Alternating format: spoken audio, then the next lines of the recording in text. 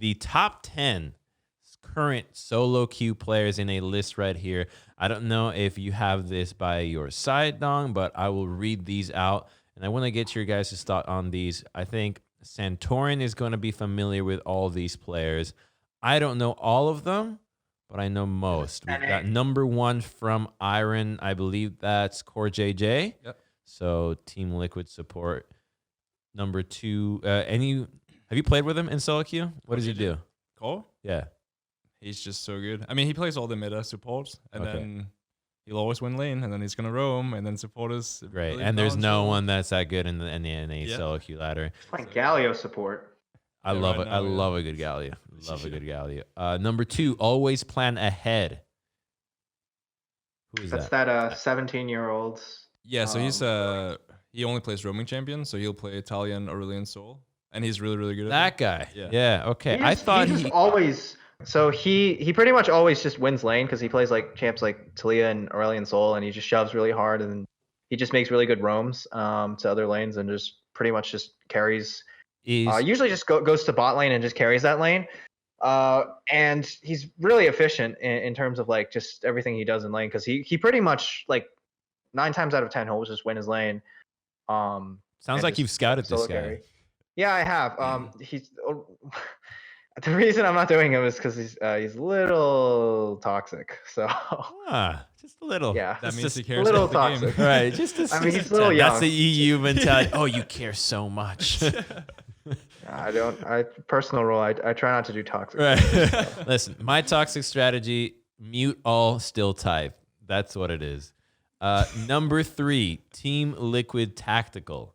I believe that's the Academy AD. Yeah. So Tactical came from TSM last split.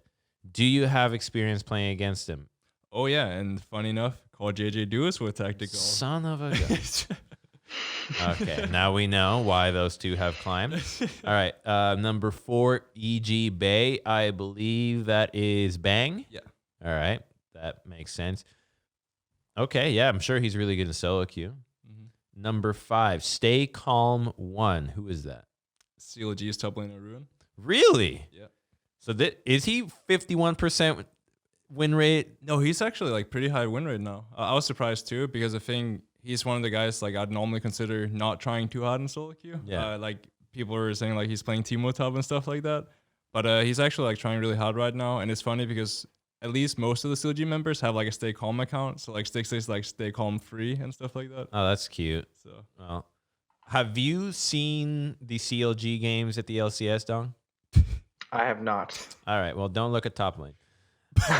Number 6, TSM Sarcasm. Who is that? I believe that's TSM Academy's jungler, maybe. Like it's I believe Spica? Oh yeah, I don't. Maybe it's not Spiga. Like he's called like he used to be like Sarcasm Orgasm or something like that. You know that I remember that. Wow, guy. story of my life. Okay. Number 7, Golden Guardians Closer. This is a guy that looks to be an absolute beast in the jungle. What are your thoughts on this one? I think he's really good. I mean, mechanically, he's really, really talented. And I think right now the best junglers are very mechanical. So it's like Lee Sin, Kiana, Elise, like all those kind of champions. I think he has a really, really good aggressive playstyle that like will throw a lot of people off in solo queue. That's what I noticed. He's always trying to kill the other jungler. And I think that is the one way to truly please your laners as a jungler in solo queue. It's just don't help them. Just make sure the other jungler is not there. Definitely. All right, number 8. This is a face that might be familiar to some people. The Odd Orange. The Odd Orange. God. This guy still around, still kicking. Clearly not on the team at this point. I don't think he's on raid because he had a stint on Team Liquid Academy last split. There's Polar Ace on his OP.GG account. Yeah, that's him, right? Polar Ace, the Odd Orange. They're all the same person. Oh, okay. I thought that might be a team. I think Polars might be a team. What are your thoughts on this guy, Santorin? Because he seemed to have chances at going pro and going deep, given opportunities, but it's never taken off. Does he just need to try harder? Is like what's going on with Odd Orange here? Is he a solo queue prodigy that keeps piquing people's interest? Honestly, I'm not too sure. I don't know like how he is in a team environment, but I've always thought he's a good solo queue jungler. I mean, if you think about like all the free agent solo queue junglers, I can't think of many. I'd always think of Orange as one of them. Yeah. He's definitely like a good player, and I mean, sometimes I'll even watch his stream to like see how he's doing. Whoa, look at that. He watches his streams. Number 9, Solo. This is the top laner, former top laner of last split's Echo Fox. This is the top laner at some point of some academy teams as well. The only top laner here. Everybody else is either jungler or some role. This is the only top laner in this top 10 list. There's Ruin too. Oh, right. Yeah, yes. Okay, my bad. 2 top laners. Thoughts on Solo? Is he toxic in solo queue? I mean, he'll ping a few times, like be like, hey, I need help and stuff like that. I played on team with him before.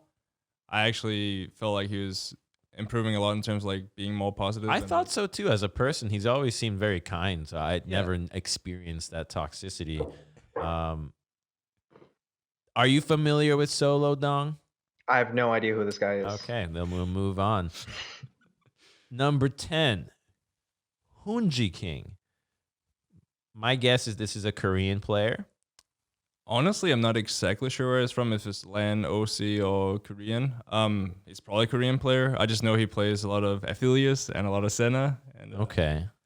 It says X10 Esports. So already top 10 list has 5 foreign players.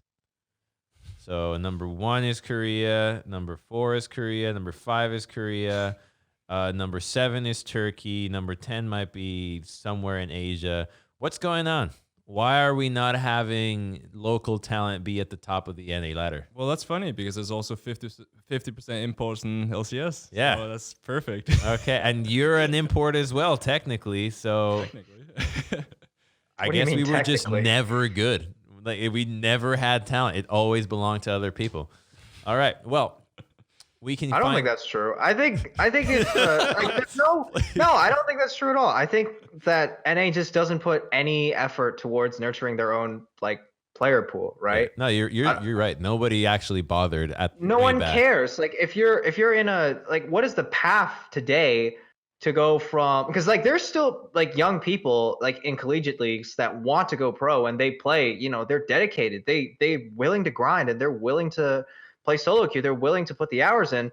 But like, who's going to give them the chance, right? Because today, I feel like in NA at least, it's also not just about the skill that a player brings to your team, but it's also sometimes like the brand that the person also brings to your org.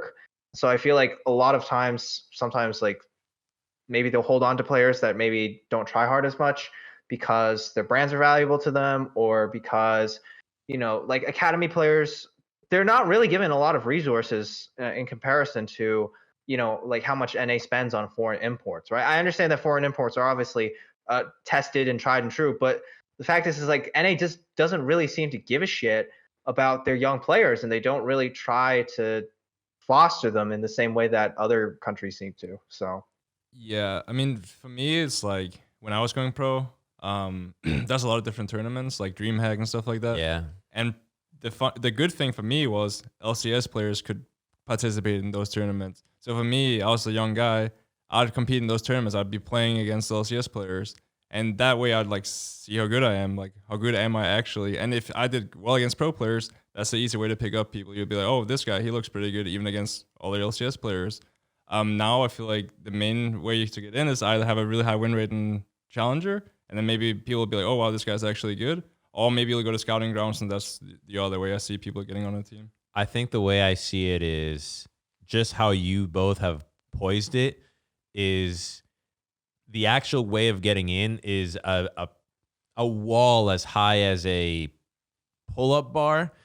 And because of the lack of steps or any other tournaments or any other path to get there, the player is just expected to somehow get to that point all on their own without the easy, here's a minor tournament, here's a minor local tournament, here's a larger LAN that can pay for your next trip, and another tournament that can build up to the way to play with an academy team or an LCS team. And that's a system that already exists in China.